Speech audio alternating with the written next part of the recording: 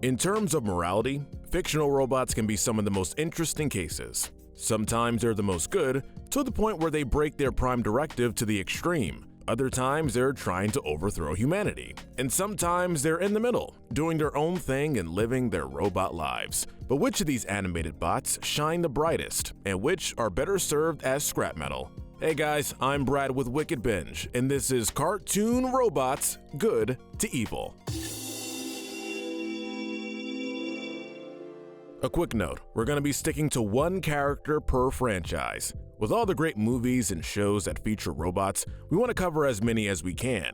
That, and well, if we didn't put a limit, this list could easily be 80% Futurama and Teenage Robot. We'll be starting our list with the most pure characters and working our way down. These characters are the good. Taking gold in our list is one of the first robot heroes ever created, Astro Boy. Built to replace his creator's deceased son, Astro quickly became a hero to both heroes and fellow robots. He's not only strong with an array of weaponry to help him fight evil, but he also has a heart of gold and can detect when people are good or evil. He's described as the most pure AI ever, unable to be corrupted by evil. His ultimate wish is to create a world where humans and robots live and work as equals. Although other versions of him, like the 2003 version, make him snarky, at his heart, he's a good kid. In the 2009 film, after being tortured and forced to fight by him, Astro was still willing to save Hamegg. In both that film and the original 1980 anime, he was also willing to sacrifice himself.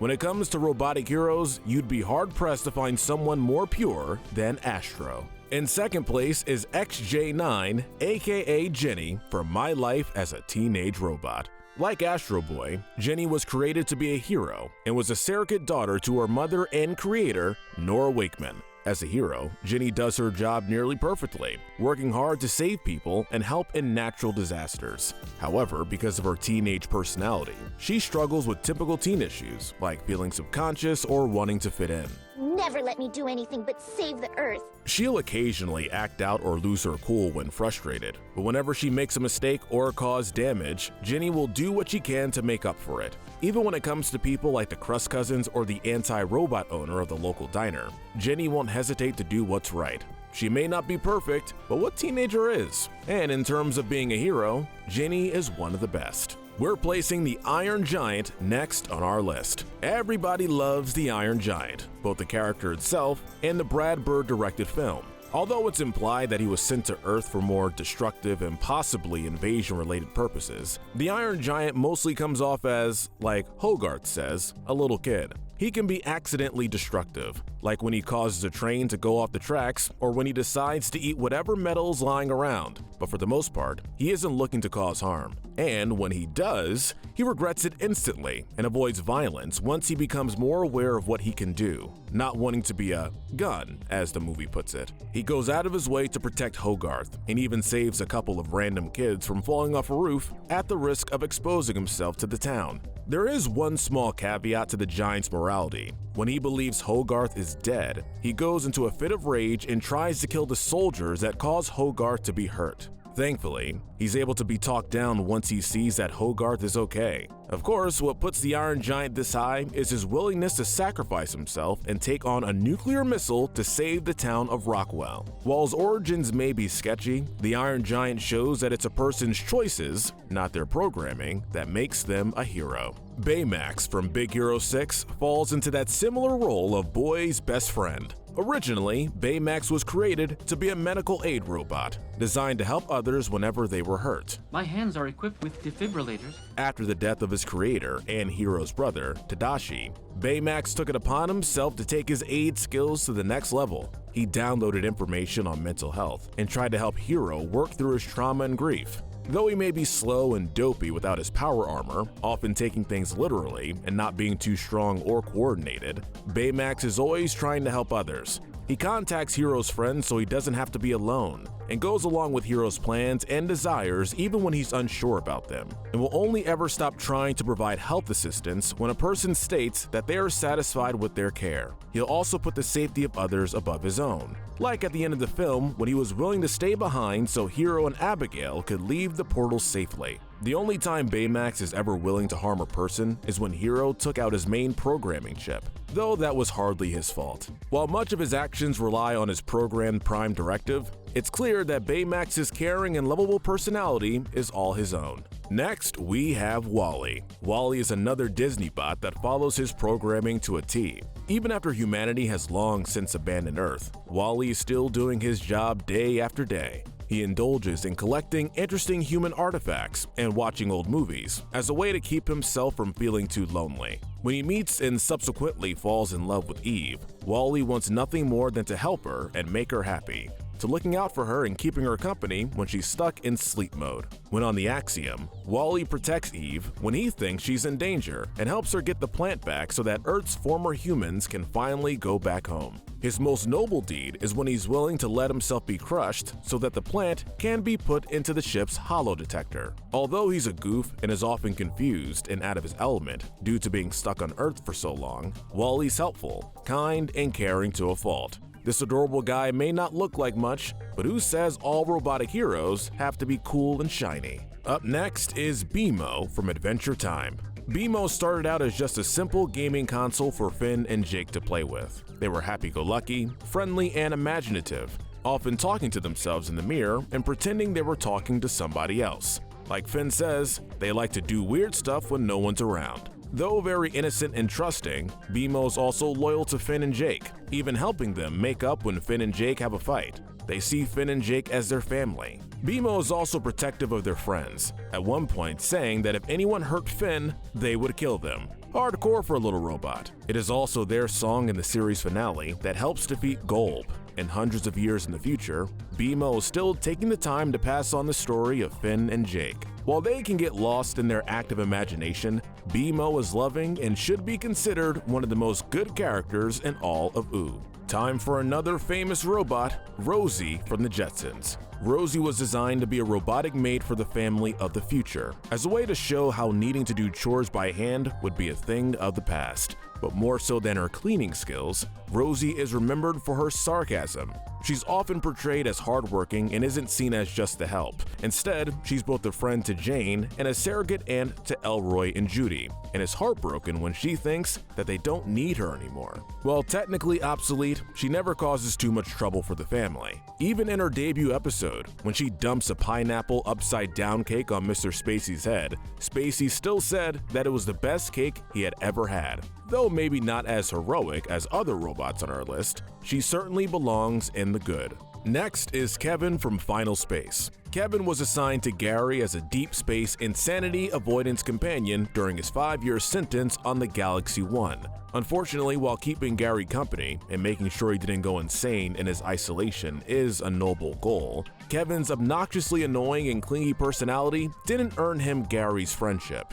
If anything, Gary hates Kevin for making his 5-year sentence so unbearable. Still, Kevin is fairly useful and occasionally comes to the aid of the other characters. In Season 2, Kevin continued to prove himself as useful while getting several moments to shine, being the only one who was able to answer the riddles of Septum and taking out the final evil Kevin. He was even willing to sacrifice his sanity to save Fox. Because of this, Gary has become a lot less hostile towards Kevin. Although Kevin can still be obnoxious and a bother to have around, he's certainly living up to his companion role. Keeping with the outer space theme, next is XR from Buzz Lightyear of Star Command. Originally, XR was created to be the perfect partner for Buzz, being a Star Command cadet that could always be put back together and therefore could never die. After a disastrous first time out in the field, XR was put back together with a brand new personality, one much more lax and less robotic than his original one.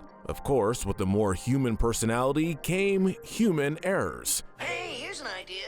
We ditch work and do something fun. Though still intelligent and powerful, XR developed a self-serving ego, which caused him to make mistakes. He's also been childish and cocky. He also has an intense hatred of the Voltron's race, due to the Voltrons being willing to scavenge and take apart robots for spare parts, and will attack them on sight. Despite all his flaws, XR is still a space ranger. Though he may not always have his priorities straight, he'll still save the day, and has been loyal to his friends and fellow rangers. He even sees Commander Nebula as a father figure and tries to make him proud. XR has never switched alliances, and that's more than good enough for us. Reaching the end of our good tier, we have Larry 3000 from Time Squad. Rather than focusing on protecting the galaxy like XR, Larry instead works on protecting both the timeline and the future with his partner Buck and their ward Otto. Larry is very posh, causing him to be stuck up. He was originally designed as a diplomat and thus is meant to be peaceful and thoughtful, though that doesn't stop him from squabbling with Buck. He can be dramatic while still providing biting sarcasm, and even gets jealous, like when he thought Buck was falling back in love with his ex-wife and tried to ruin their dinner. Although he isn't very brave or strong, he'll stand up for himself, and is often making sure the Time Squad team stays on task during a mission. For the most part, there have been times where he's distracted and nearly abandons the mission, but this isn't often enough where it becomes truly harmful. What puts him above being an average robot, besides the work he does to keep the future safe, is the affection he has towards Otto. Though originally annoyed by the kid, Larry quickly became a parental figure and has taken care of him. That does it for the good guys. Now it's time to delve into the more neutral. This is the gray area. First up, we have 1-1 from the miniseries Infinity Train.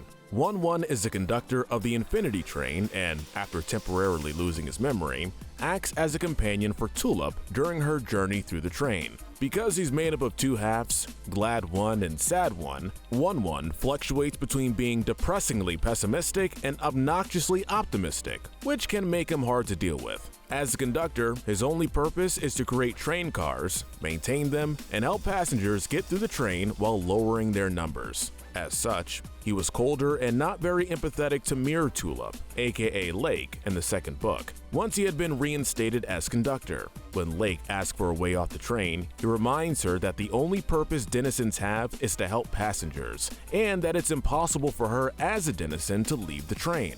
Thankfully, he bends the rules when Lake and Jesse figure out a loophole.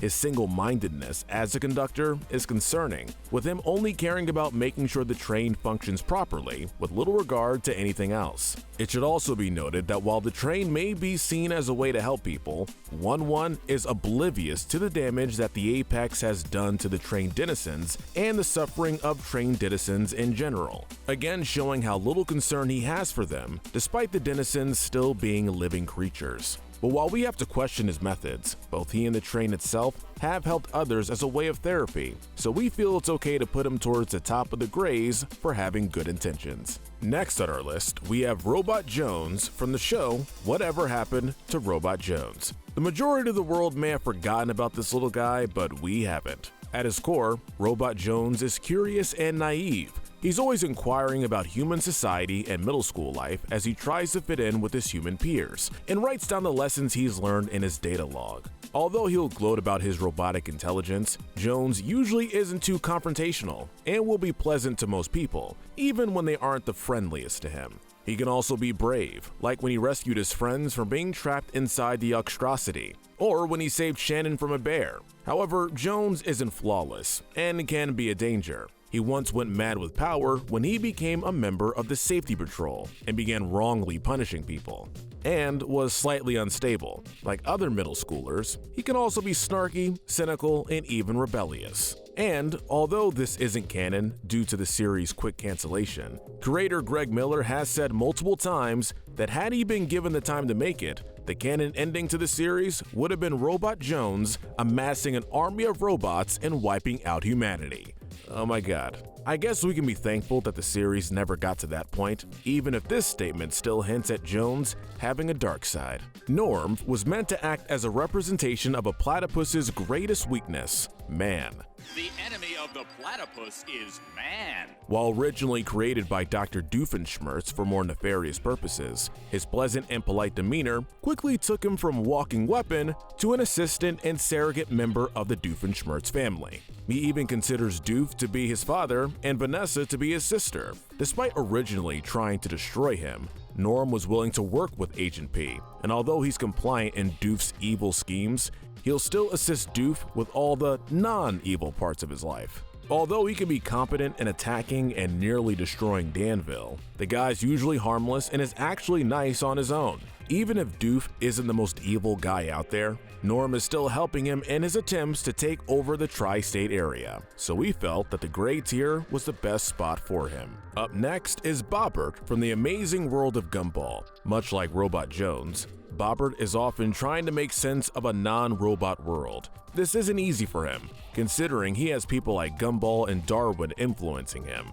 He's very analytical and struggles with emotions. Most times, Bobbert keeps to himself and is considered one of the weird kids. Sometimes he can cross that line into being harmful. This was best demonstrated when his desire to be a real boy was enough to make him steal Gumball's identity. He also sticks a little too closely to whatever prime directive he happens to be following that episode. He became incredibly dangerous when he was forced to obey every order Gumball gave him, resulting him trying to kill Gumball when he misspoke, and was literal-minded enough when, after being told to protect all lives, he nearly destroys all of humanity after deeming them a threat to life. Okay, that's fair. While we have to acknowledge that these two latter instances were mostly caused by Gumball and Darwin's influence and don't have much to do with his actual morality, he was still willing to destroy millions of lives and puts his own logic and prime directive above all else. He isn't evil, but we certainly can't call him good either. Finishing off the gray tier is Gur from Invader Zim.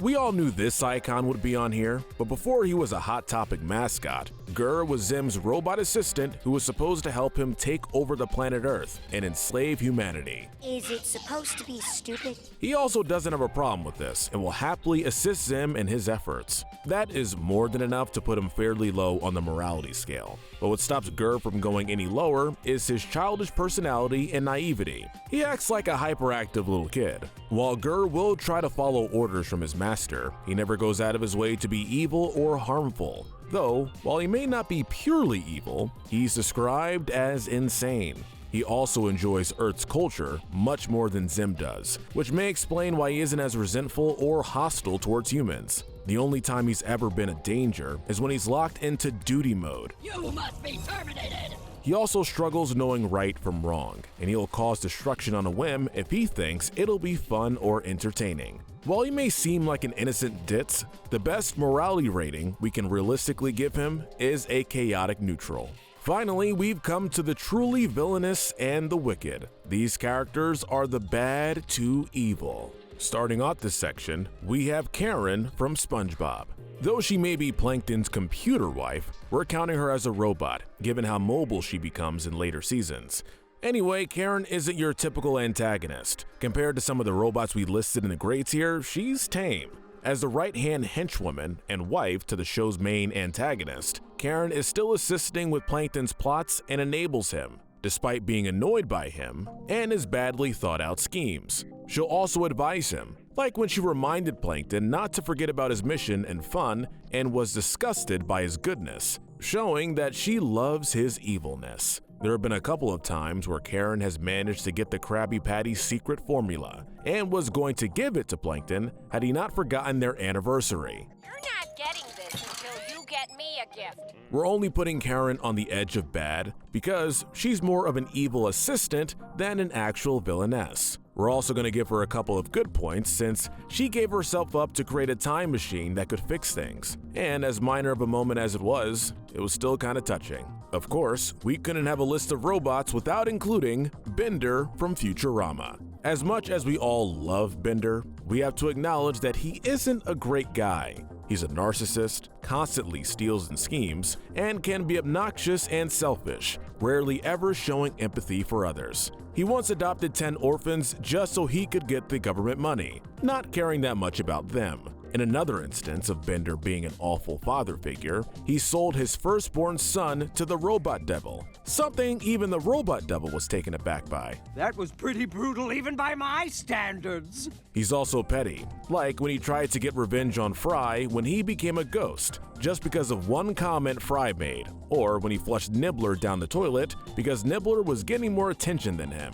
He even ratted out Leela to Zap because of jealousy due to her growing rap sheet. And while Bender did break her out of jail afterwards, that was only to make sure that his own criminal record was still longer. Although Bender is morally a bad person, we can't call Bender a bad guy.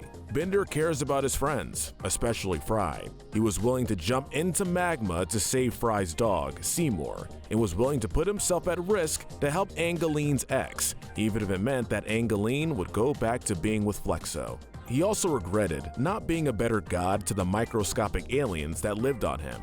It's these small moments of morality that prevent him from being put any lower. In third place, we're ranking the Boxman bots from OKKO Let's Be Heroes. We know that we said it'd only be one robot per franchise, but these guys are a package set. Daryl, Shannon, Raymond, Michaela, Ernesto, and Jethro were all created for one purpose: destroying Lakewood Plaza Turbo. They have no problems with attacking the residents of the plaza, and the main trio of Daryl, Shannon, and Raymond can be childish and obnoxious. They throw tantrums when they don't get their way, coming off as more spoiled than evil, though occasionally they're able to show concern and affection towards one another. Because they see their creator, Lord Boxman, as a father figure, they would originally follow every evil order given to them and adore Boxman without question or criticism, despite knowing he'll abuse or even murder them for failure or defiance. It should be noted that they grow past this mentality after Daryl briefly takes over Boxmoor. While they spend most of the series doing evil, trying to kill the main characters and destroy their plaza, we have to give them some credit for making a turnaround. They go from being the plaza's main attackers to its defenders after being abandoned by Boxman. However, because this happens during the last 3 episodes of the series, we still consider them as mostly villainous while still being good enough to avoid being put in our top evil spot. Taking the silver medal of evil is Doris from Meet the Robinsons, one of the more underrated films in the canon, thus making her an underrated though still pretty memorable villain. Doris was one of Wilbur Robinson's many inventions that didn't work out like he thought it would. Meant to be a helping hat, Doris rebelled against her programming almost instantly. Once she was reactivated, she quickly took to a grown-up Goob, aka the bowler hat guy. Together, we made the perfect team. While Goob sees her as a friend, Doris doesn't care for him at all, only seeing him as someone she can manipulate and use to complete her ultimate goal, making even more helping hats and enslaving humanity.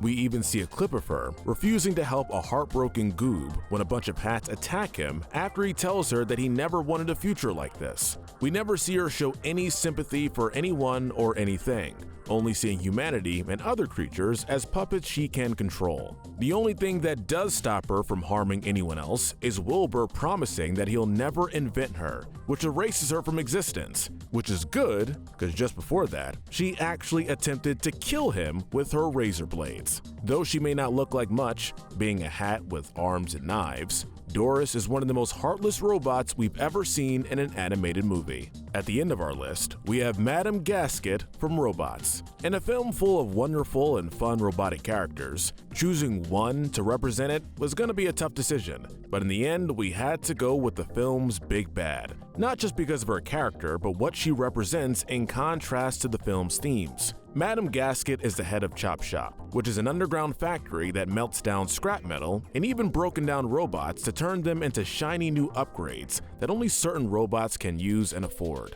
She's also the mother of Ratchet, another one of the film's baddies. She has a soft side towards her son, though that doesn't stop her from using him as an asset and partner to help with her evil plots, or calling him an idiot and threatening to do to him what she did to his father. Do you want to end up like your father? Hey, son. Naturally, as a businesswoman, Madame Gasket is ruthless, especially to those robots that she sees as inferior or obsolete. She's also manipulative, greedy, hot-tempered, and power-hungry. She doesn't even treat her own employees that well, giving them breaks that only last a few seconds. Madame Gasket also has no problem with murdering other robots like Bidwell or Rodney, if it means making a profit or getting rid of the competition. Because she looks down on older and outdated robots, she does all she can to collect and melt down spare parts, forcing those she deems as unworthy to eventually break down for good. It's bad enough that Madame Gasket is callous and murderous, But along with being a villain driven by capitalism, she's also driven by classism, in that she only feels shiny, new, and non-outdated robots should be allowed to continue living, while any other robots should just be melted down so they can be of use to her and take up less space. We've seen examples of robots attacking and trying to destroy humans, but a robot trying to destroy other robots and even getting enjoyment out of it is just a whole new level of evil. For all these reasons, we had to give Madame Gasket our title of Most Evil Animated Robots. Alright guys, what do you think? Let us know in the comments if you agree with our ranking, and tell us which series you'd like to see next. Be sure to hit that notification bell and binge our Good to Evil playlist, where we break down the morality of the characters in your favorite cartoons, shows, and movies. But most importantly, stay wicked.